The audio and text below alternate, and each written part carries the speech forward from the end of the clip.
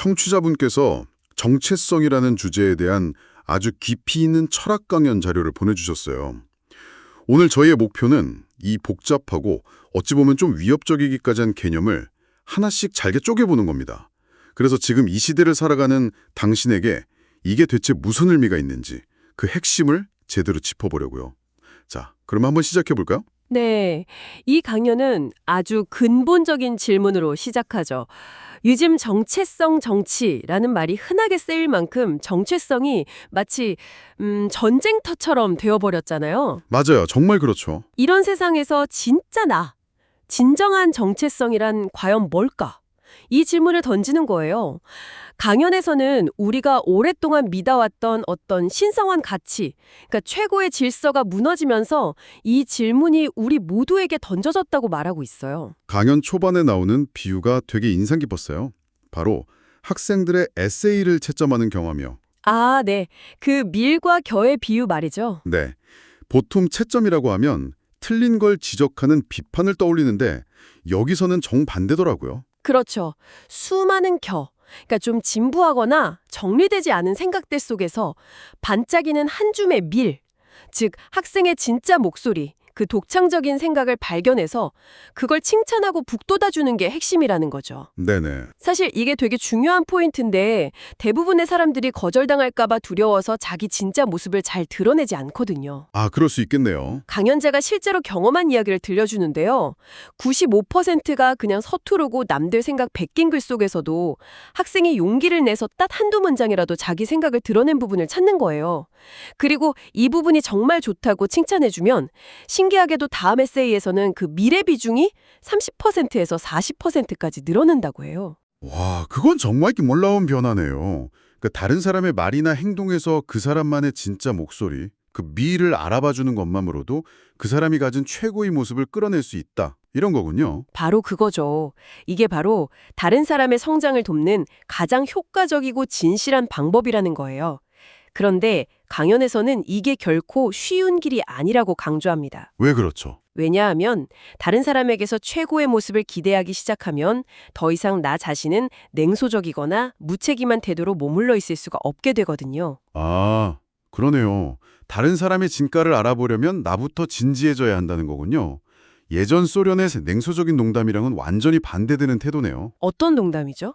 그들은 우리에게 월급을 주는 척하고 우리는 일하는 척한다는 그 농담이요. 아, 네. 정확합니다. 그 농담은 모두가 서로를 속이고 책임을 회피하는 뭐랄까 병적인 관계의 본질을 보여주죠. 서로가 서로를 최악의 상태로 그냥 내버려 두는 거예요. 그렇죠. 반면에 서로의 미를 알아봐주고 격려하는 건 훨씬 더 많은 노력이 필요하지만 서로를 더 나은 존재로 이끄는 건강한 길인 셈이죠. 이렇게 개인적인 차원에서 진솔함을 알아보는 게 정체성의 시작점이라는 말씀이시군요. 그런데 강연은 여기서 한 발 더 나아가서 정체성의 규모가 우리가 상상하는 것보다 훨씬 더 거대하다고 이야기하죠. 네, 바로 그 지점에서 이야기가 정말 장대해집니다. 심지어 글씨를 쓰는 행위 하나만 봐도 그걸 알 수 있다고요. 맞아요.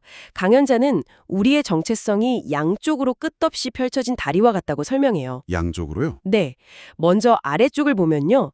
펜을 쥐고 글씨를 쓰는 이 간단한 행동조차 사실은 엄청난 신비의 영역과 연결되어 있어요. 신비의 영역이라니 좀 더 설명해 주시겠어요? 제가 손가락을 움직여야지라고 생각할 수는 있지만 그 순간 어떤 신경이 어떤 신호를 보내고 어떤 근섬유가 어떻게 수축하는지는 전혀 알지 못하잖아요. 아, 듣고 보니 그렇네요. 제 몸인데도요. 네. 그 밑에는 세포, 분자, 원자, 그리고 아원자 입자의 세계까지. 우리가 의식적으로는 도저히 통제할 수도 이해할 수도 없는 미지의 영역이 끝없이 펼쳐져 있는 거죠. 와, 내 몸인데도 내가 완전히 통제하는 게 아니라는 사실이 새삼스럽게 느껴져요. 그럼 다리의 위쪽은 어디로 연결되는 건가요? 위쪽으로는 우리가 쓰는 단어, 그 단어들이 모인 문장, 문단, 그리고 책 한 권을 넘어서 인류가 지금껏 쌓아올린 모든 지식의 총체, 즉 문화와 사회구조, 그리고 강연의 표현을 빌리자면 우주적 질서라는 거대한 의미의 체계와 연결돼요. 아, 그러니까 제가 지금 쓰는 단어 하나가 제가 평생 읽은 모든 책과 나눈 모든 대화의 영향을 받은 결과물이고 그게 또 인류 전체의 역사와 연결된다는 거군요. 정확합니다. 그 지식 체계는 인류 전체의 역사와 지혜가 응축된 것이니까요. 와, 정리해보면 제가 무심코 쓰는 글자 하나가 아래로는 원자 수준의 물리 법칙과 연결되고 위로는 인류 문명 전체의 정신적 구조와 연결된다.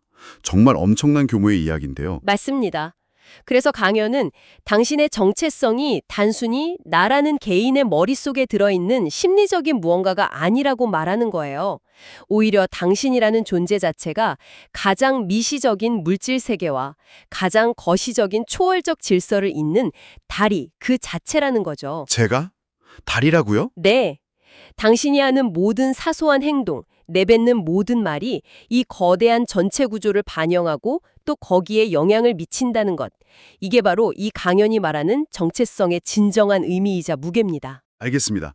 정체성이란 게 그렇게 거대하고 장엄한 구조라면 이제 우리는 그 안에서 어떻게 살아가야 하는지 그 질문이 자연스럽게 나오네요.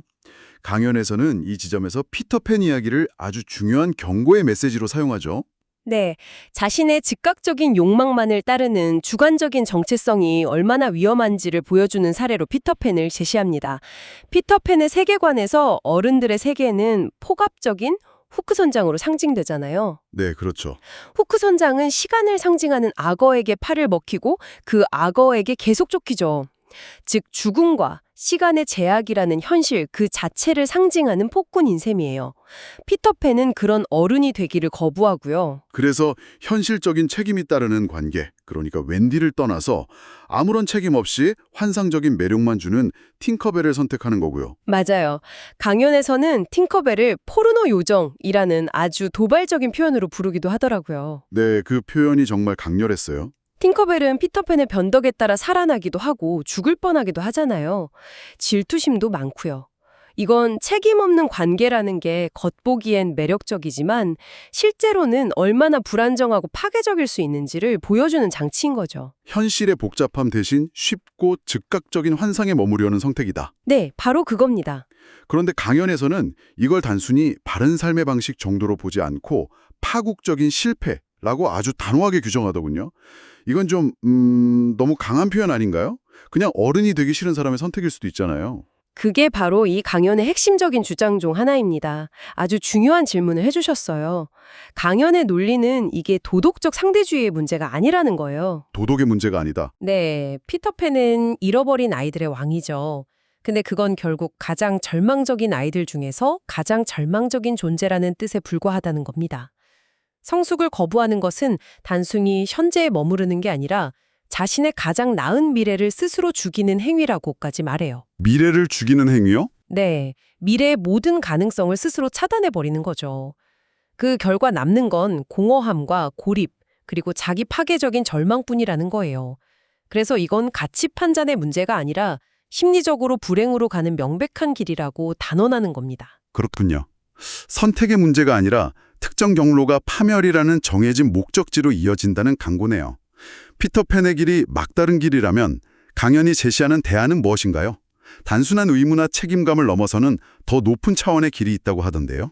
네, 그 대안으로 영웅의 저정이라는 개념을 가져옵니다. 첫 번째 단계는 호빗의 이야기에서 찾을 수 있어요. 아, 빌보 베긴스요. 네, 빌보는 안락하고 평화로운 자신의 집, 샤이어를 떠나 미지의 세계로 모험을 떠나죠. 처음에는 소심하고 평범했던 호빗이 모험을 통해 도둑질도 배우고 거대한 용 스마우그와 맞서 싸우는 영웅으로 성장하잖아요. 그 과정에서 자기 안의 어두운 면까지 받아들여야 한다는 이야기도 나오죠. 맞아요. 그게 굉장히 중요한 부분입니다. 영웅이 용, 즉 혼돈과 위협, 미지의 것을 상징하는 존재와 맞서려면 자기 안에도 용과 같은 파괴적이고 어두운 힘이 있다는 걸 인정하고 그걸 통합해야 한다는 거예요. 해리포터가 볼드모트의 영원 조각을 지니고 있었던 것처럼요. 네, 바로 그 예시를 들죠. 내 안의 어둠을 인정해야만 세상의 어둠과 맞설 힘을 얻는다는 겁니다. 알겠습니다. 용과 싸우고 내 안의 어둠을 통합하는 영웅의 길. 이건 많은 신화나 영화에서 본 익숙한 이야기 같아요. 그런데 강연은 여기서 만족하지 않는다는 거죠.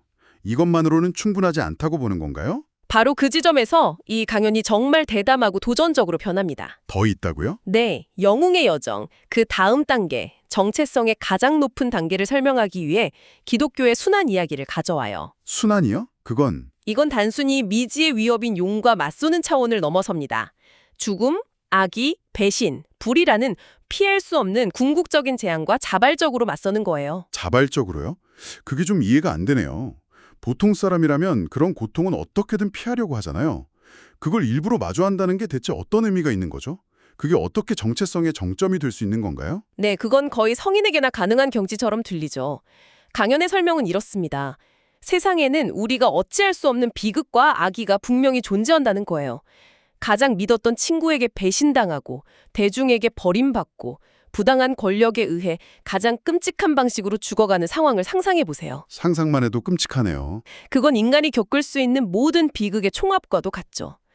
그런 상황에 처하면 누구라도 세상을 원망하고 타락하게 되지 않을까요? 보통은 그렇겠죠. 하지만 바로 그 지점에서 갈림길이 생긴다는 겁니다.